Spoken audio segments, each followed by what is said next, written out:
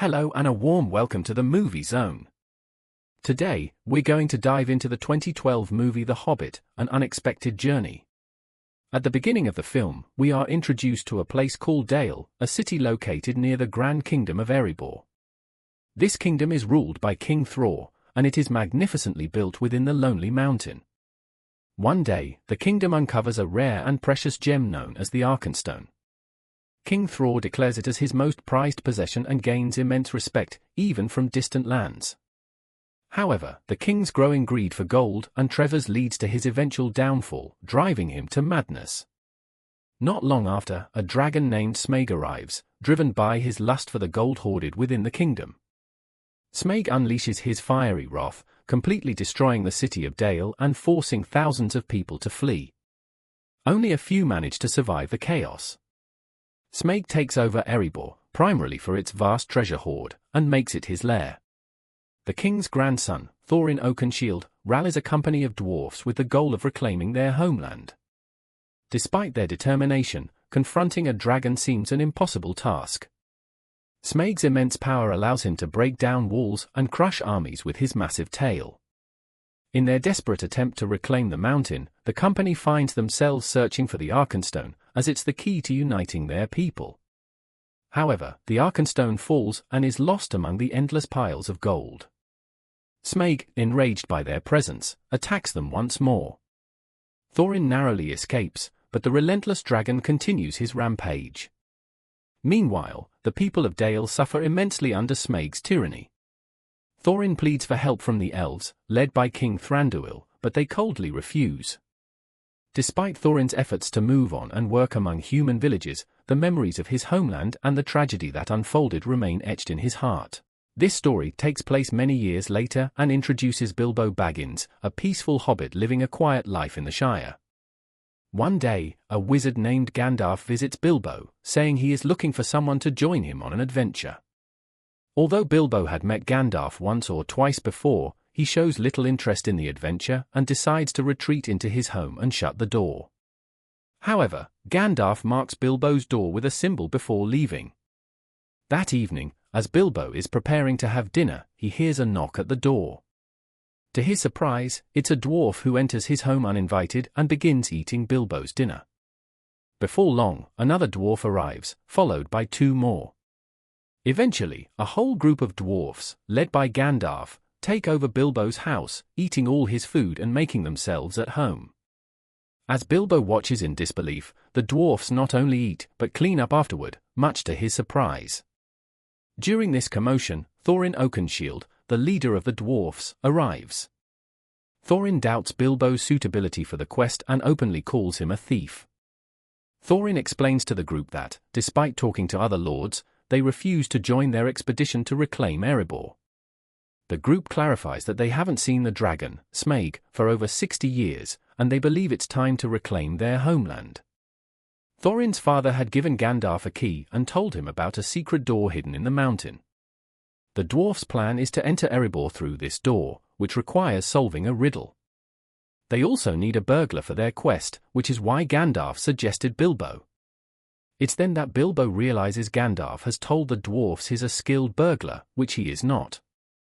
Bilbo refuses to join the adventure, but Gandalf uses his authority to quiet the group and explains that hobbits are ideal for such a mission. Hobbits can move stealthily and won't be detected by Smaug's sense of smell. Convinced by Gandalf's wisdom, the dwarfs present Bilbo with a contract. However, when Bilbo reads the contract and sees the many risks, including the possibility of death, he faints. When he regains consciousness, Gandalf reminds him that life isn't just about washing dishes and living comfortably. Despite this, Bilbo still hesitates and refuses to sign the contract. The next morning, Bilbo wakes up to find that the dwarfs have already left, leaving the contract on the table.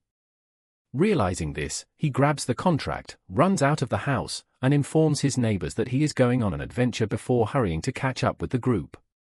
Luckily, Bilbo manages to join the company, and once they see that he has signed the contract, they provide him with a pony. After traveling for several hours, the group decides to set up camp for the night.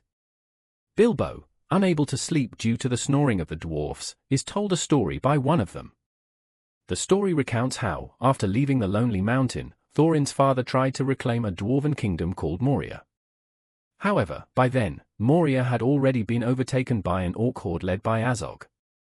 A great battle ensued between the dwarfs and the orcs, with the dwarfs ultimately winning. Unfortunately, Thorin's father disappeared during the battle, and Azog killed Thorin's grandfather. Despite the odds, Thorin didn't give up hope. Even after Azog struck his sword down, Thorin grabbed an oaken branch and used it as a shield, defending himself against Azog's attacks. Eventually, Thorin managed to cut off Azog's arm with a sword. After this, Thorin rallied his army, leading them to victory. However, many dwarfs died in the battle, and the group could not reclaim Moria from the orcs. Although Thorin believed Azog to be dead, others were less convinced. Unbeknownst to them, Azog's forces were watching their camp from a distance. Meanwhile, a wizard named Radagast the Brown, who lived in the forest, became deeply troubled by strange events he had witnessed. He discovered a mysterious disease affecting both plants and animals. Despite his efforts to treat an ailing hedgehog using various medicines and remedies, nothing worked, and the creature didn't recover.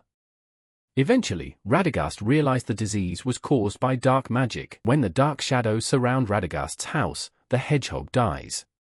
However, Radagast quickly chants a spell to remove the dark magic from the hedgehog's body. As a result, the shadows dissipate, and the hedgehog is revived. Upon stepping outside, Radagast notices that giant spiders have invaded the forest. A bird approaches him and informs him that this darkness emanates from an ancient stronghold. Determined to investigate, Radagast decides to travel there on his sled. After days of traveling, the company of dwarfs eventually stops near a farm. However, Gandalf insists they must continue further into a region controlled by the elves.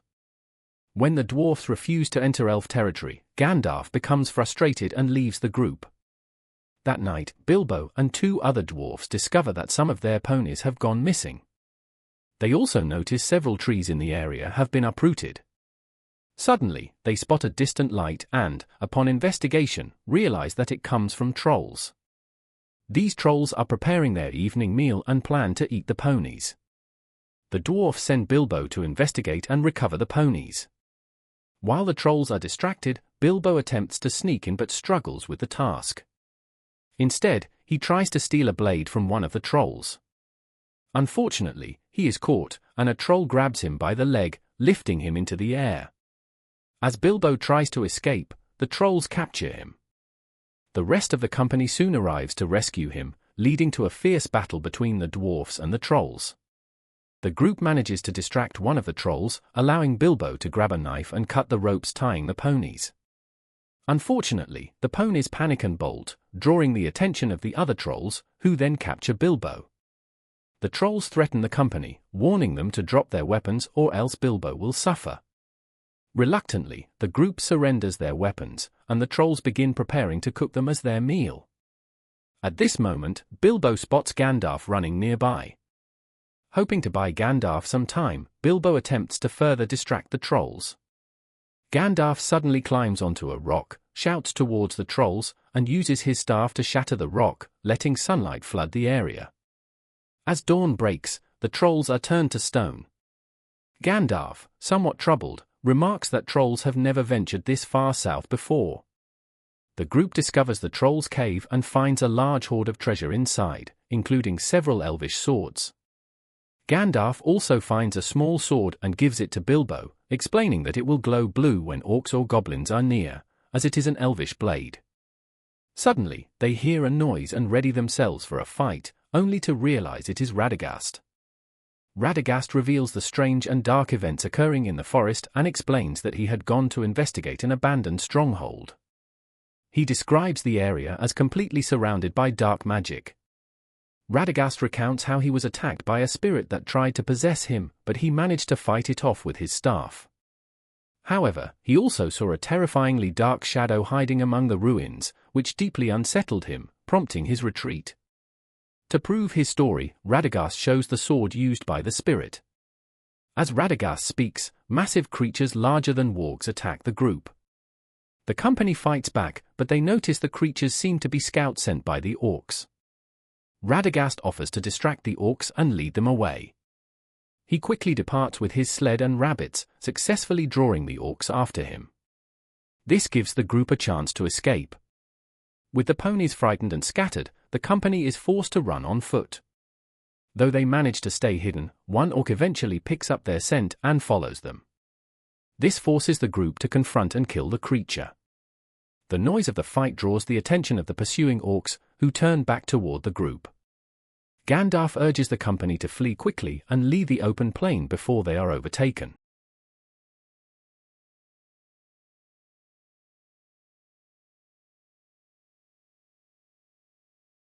Although the orcs were faster, they couldn't run far due to that. When the company decided to fight with them, Gandalf found a hidden cave and led everyone to run inside. Just as they were hiding inside, some elves who owned the area came there and easily killed the group of orcs. When an orc's body fell into the cave, Thorin realized it was killed by an elf. As the company continued forward through the tunnel, they realized they had arrived near the elven kingdom of Rivendell.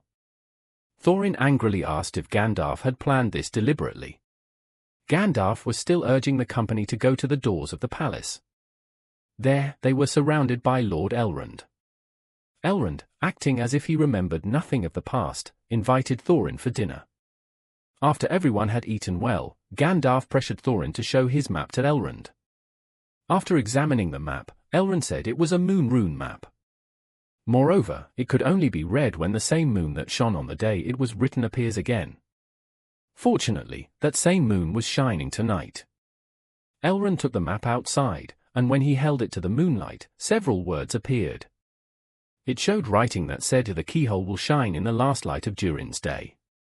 Elrond realized that the dwarfs wanted to re-enter the mountain, and he wasn't pleased about this at all.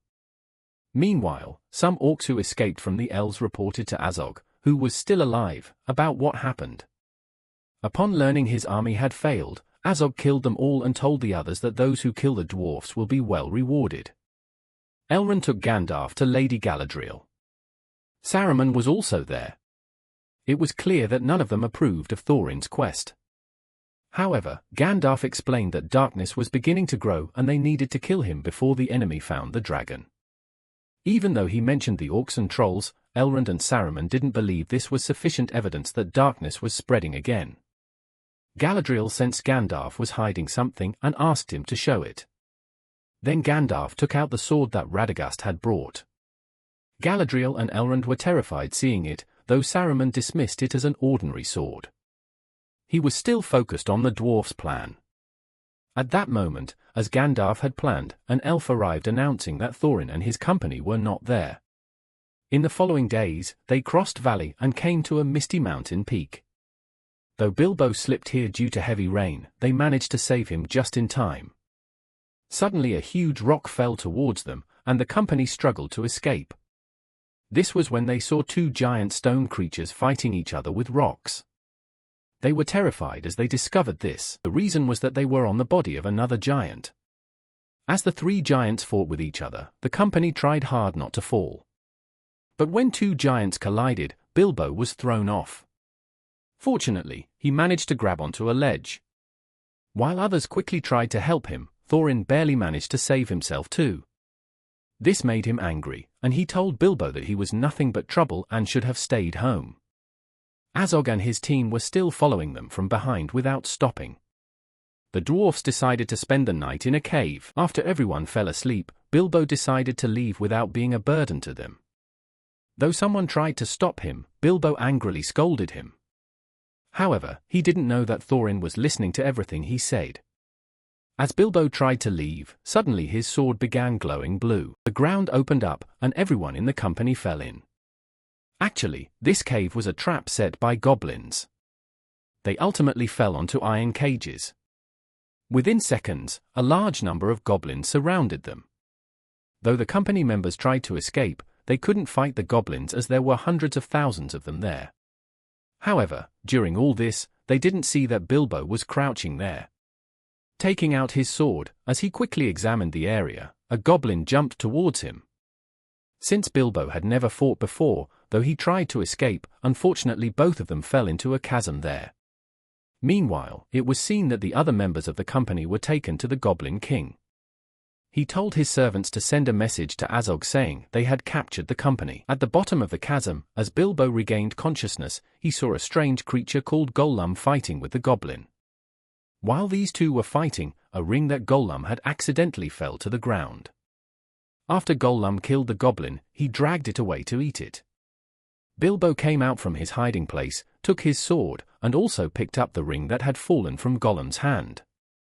As he followed behind Gollum, he noticed that his sword stopped glowing blue after Gollum killed the goblin. When Gollum heard Bilbo's sound and came to attack him, Bilbo threatened him with his sword.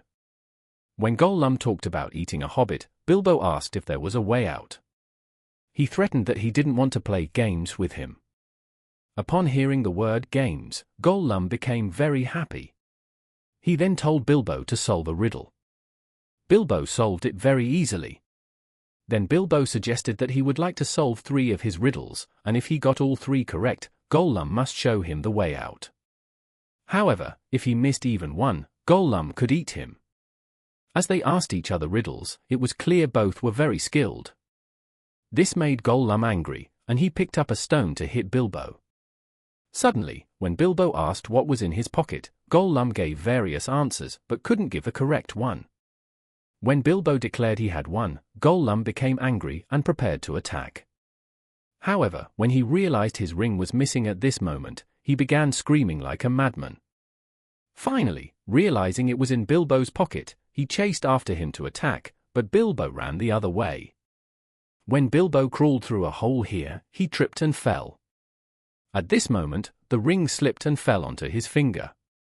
Although Gollum came through the hole, he couldn't find Bilbo anymore because he had disappeared. Back in the main cave, when the goblins found Thorin's sword, they became terrified.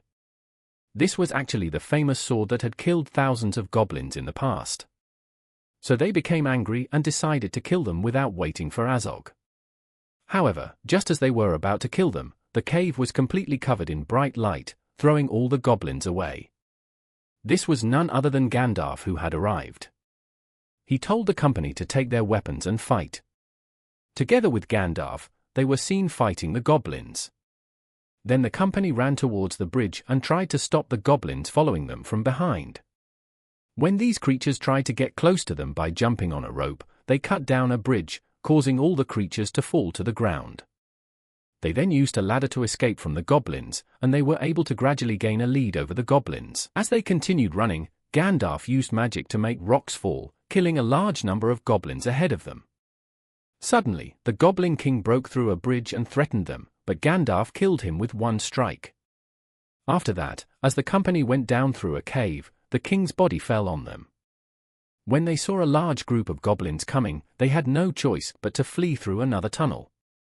As they ran, it was seen that Bilbo was looking for them. Since he was still invisible, the company couldn't see him. When Bilbo saw Gollum hiding behind a rock, although he tried to kill him, he ultimately felt pity and escaped from Gollum. Meanwhile, Gandalf and the company came out of the cave and ran into the middle of the forest. Finally, when they discovered Bilbo wasn't with them, although the company tried to return to the cave, Thorin said he had abandoned them.